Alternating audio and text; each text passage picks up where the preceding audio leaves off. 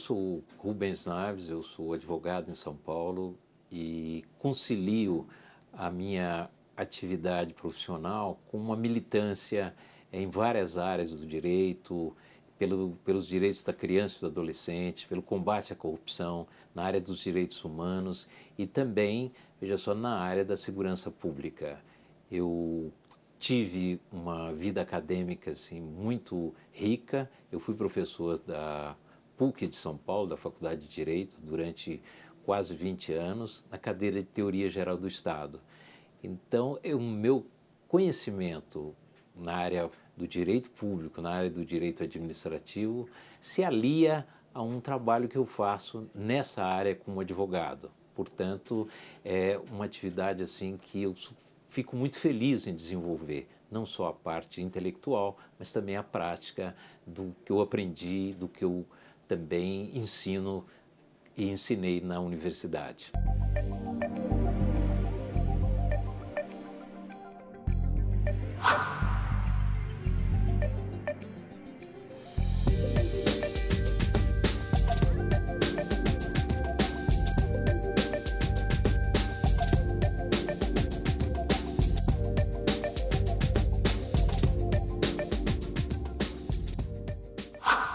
Tudo isso começou na década de 70. Eu fui convidado para fazer um concurso numa empresa chamada Comasp, que eu cuidava de trazer água para a população de São Paulo. Ela inclusive construiu esse famoso sistema Cantareira aqui, que na época foi uma obra de engenharia fantástica. Essa água vem do estado de Minas Gerais e através de várias transposições ela chega aqui em São Paulo. Então eu fiz um pequeno concurso e ingressei na área do saneamento. Depois surgiu a Sabesp, onde eu trabalhei por 22 anos. Então eu tenho um conhecimento, uma vivência dessa área muito grande e que depois eu continuei como advogado. O meu escritório de advocacia é um escritório também de direito público e especializado nessa questão do saneamento, na questão de recursos hídricos. Então a ideia desse livro surge na medida em que eu sou contratado pela Sabesp para resolver uma questão que ela tem aqui na região metropolitana. Alguns municípios, e no final da década de 90, mais precisamente 5 municípios, resolveram questionar as tarifas praticadas pela Sabesp, o preço da água, e decidiram não pagar, muito embora cobrasse dos seus usuários, dos cidadãos de cada um desses municípios, eles resolveram não pagar a Sabesp. E então surgiu aí uma grande batalha judicial e que essa batalha judicial já dura mais de 15 anos e até hoje esse volume de dívidas alcança quase 8 bilhões de reais e se tornou uma questão assim estratégica, principalmente em face da crise hídrica que nós estamos vivendo. Então nós estamos aí diante de uma dificuldade muito grande e eu precisei entrar em contato com jornalistas, explicar essa questão para o público. E isso motivou então o surgimento desse livro. Esse livro que é um livro que busca não só desenvolver alguns aspectos jurídicos, explicar esses aspectos jurídicos, mas também ter uma linguagem assim que permita que seja acessível a jornalistas, a todos os profissionais, a políticos, aos vereadores desses vários municípios.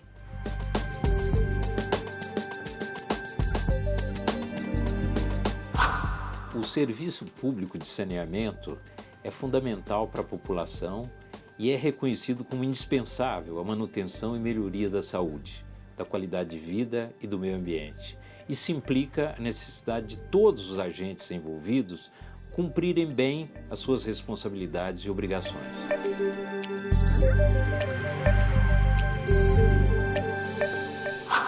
No final da década de 90 eram 5 municípios.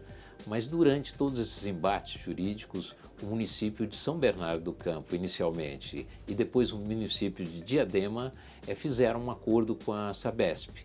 E hoje esses serviços são de distribuição de água e coleta de esgoto nesses 2 municípios foram assumidos pela Sabesp. Muito bem, ainda têm o seu serviço próprio. Muito embora eles recebam a água por atacado da Sabesp, a distribuição dessa água à população o tratamento e a coleta de esgoto é feita pelo próprio município.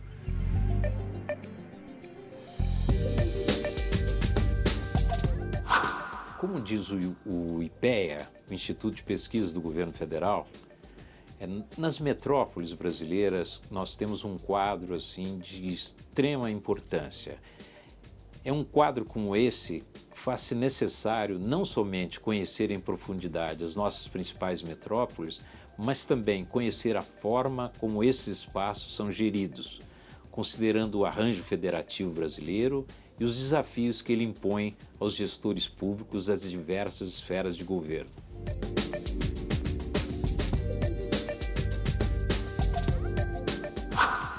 O que acontece com o sistema de abastecimento da região metropolitana, e daí a importância da gente tratar esse assunto com região metropolitana e não por município, é que é uma região carente de recursos hídricos. Então, os recursos vêm de várias bacias hidrográficas. Ela vem da bacia do Paraíba, que vai aqui pelo Vale do Paraíba, ela vem da bacia do Tietê, até o chamado Alto Tietê, vem de um sistema cantareira que ele tem o rio Piracicaba, o rio Jundiaí.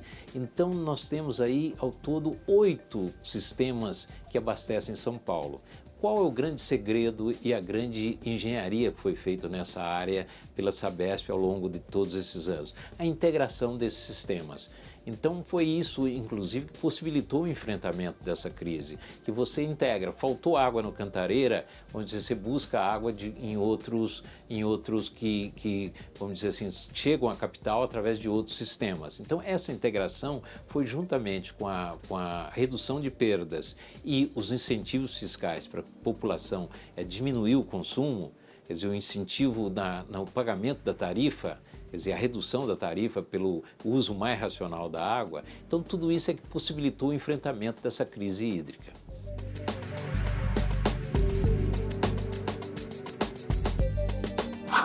No caso específico do saneamento na região metropolitana de São Paulo, a efetiva cooperação da Sabesp com a grande maioria dos municípios é, ao mesmo tempo, desafio, mas também caminho para os cenários mais favoráveis, principalmente em um momento de crise e demandas de investimento na área.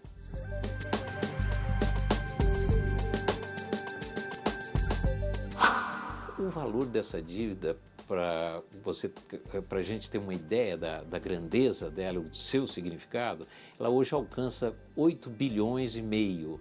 Ou seja, é um valor assim que seguramente, se esse valor for pago, esse valor for investido pela própria Sabesp, entendeu? Nós podemos ter uma melhora no saneamento na região, uma segurança maior hídrica na região metropolitana. Então, vamos dizer, essa crise afetou a Sabesp e o não pagamento dessas dívidas, então, é um fator assim, de desequilíbrio orçamentário e prejudica. Quem é o prejudicado? É o cidadão da região metropolitana que não tem uma água, vamos dizer assim, suficiente para todas as suas necessidades. Ou seja, é preciso, ele passou a ter uma relação diferente em relação ao consumo de água para seus hábitos pessoais.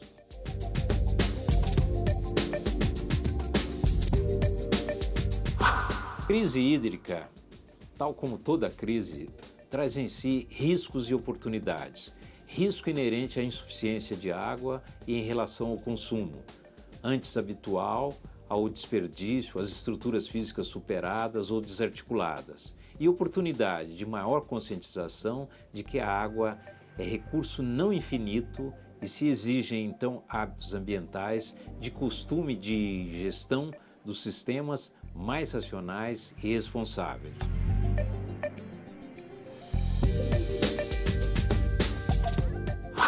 Esses 8 bilhões, nós temos que falar um pouco no futuro. Quer dizer, esses 8 bilhões são necessários para os novos investimentos. Trazer água, por exemplo, do sistema São Lourenço.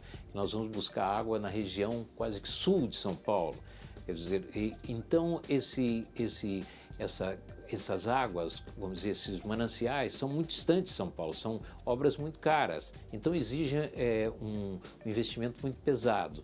E numa época dessa, vamos dizer assim, com carência de recursos, então esse recurso passa a ser estratégico para a Sabesp. Resolver essa questão e com os municípios da Grande São Paulo é algo fundamental. E não tem sentido você ter, vamos dizer assim, um conflito entre municípios numa região metropolitana dessa natureza, porque quando nós falamos em água, nós falamos no interesse público e no interesse público comum de toda a região. Então tem que haver uma maior solidariedade. Então compromissos como esse exigem uma responsabilidade, e ainda mais uma responsabilidade fiscal, entendeu? Muito grande, quer dizer, não há possibilidade de um desequilíbrio desse. Quer dizer, o município ficar devendo para uma empresa que cuida do saneamento básico, que fornece a água para todos os cidadãos, uma importância tão grande como essa de 8, que alcança nos 3 municípios, Santo André, Guarulhos e Mauá, 8 bilhões e meio de reais.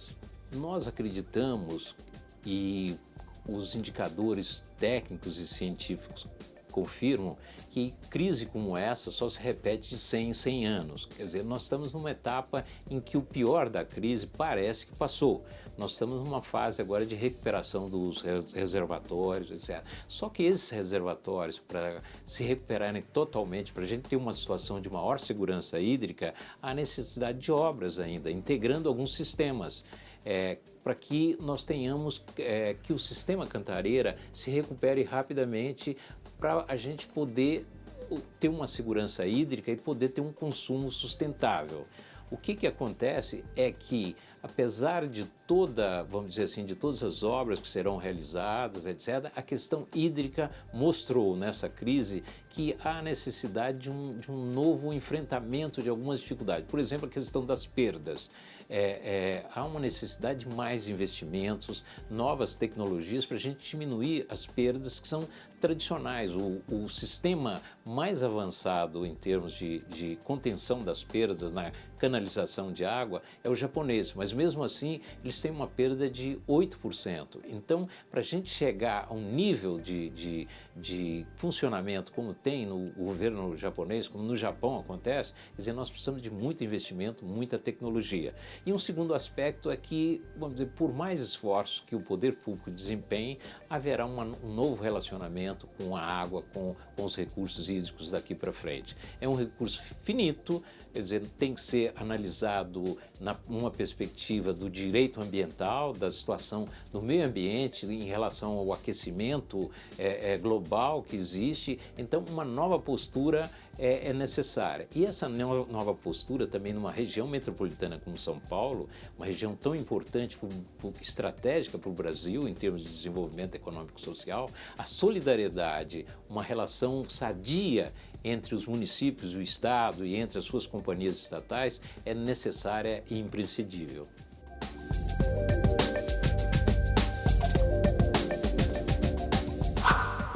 Dado o acúmulo de dívidas, o tempo e o esforço despendido em meio às disputas judiciais por mais de 15 anos e em face da própria situação criada pela falta de pagamento dos municípios à Sabesp, consideram-se como referências soluções alcançadas mediante negociação exitosa envolvendo a Sabesp e os municípios de Diadema e São Bernardo do Campo. Esses acordos foram concluídos respectivamente em 2014 e 2003, como forma de solução dos passivos acumulados pelos municípios com a Sabesp, com base na legislação em vigor.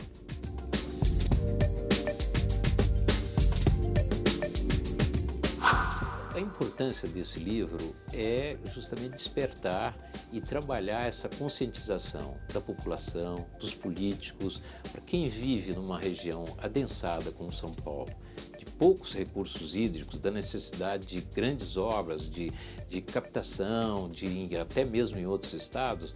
A questão do funcionamento da região metropolitana é vital. Quer dizer, e a solidariedade, o compromisso, a seriedade, a responsabilidade fiscal aqui é determinante. Portanto, o caminho que eu enxergo para a região metropolitana é um caminho do acordo, um caminho da composição, do entendimento entre esses poderes. Quer dizer, nós não podemos daqui para frente ter uma desavença dessa natureza, um conflito dessa natureza que vai de encontro ao interesse público. A população da Grande São Paulo é quem mais perde com a persistência desse conflito entre os municípios, como Santo André, Guarulhos e Mauá, e o governo do estado representado pela Sabesp. Todos nós perdemos, é um conflito, se ele continuar, se nós não chegarmos a um acordo, indiscutivelmente as melhores soluções não serão alcançadas.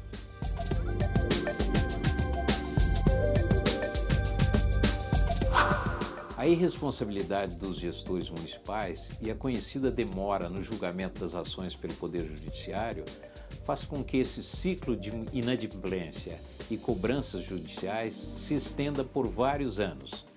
O contraditório é direito das partes, porém, há um uso indiscriminado de vários instrumentos jurídicos interpostos pelos envolvidos que prolongam esses processos por muitos anos.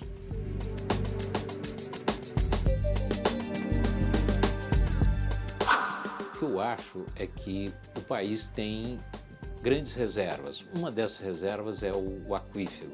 Esse aquífero tem que ser tratado como uma joia preciosa. Quer dizer, acidentes como esse de Mariana que ocorreram, quer dizer, que podem, inclusive alguns cientistas acreditam que possam, dependendo do nível de enfrentamento desse desastre ecológico, se não tomarmos providências, esse desastre pode, inclusive, atingir o aquífero Guarani. Agora, de qualquer maneira, esse aquífero é uma preciosidade, é uma reserva nossa, precisa ser muito bem cuidado. Daí a importância que todos são responsáveis por isso. A União, o governo federal, o governo municipal e o governo estadual. Portanto, mais do que nunca, o regime federativo brasileiro, o Estado brasileiro como um todo, tem que funcionar para que nós possamos ter e no futuro, nas próximas gerações também, termos as reservas hídricas necessárias para o enfrentamento de crises como essa que nós tivemos.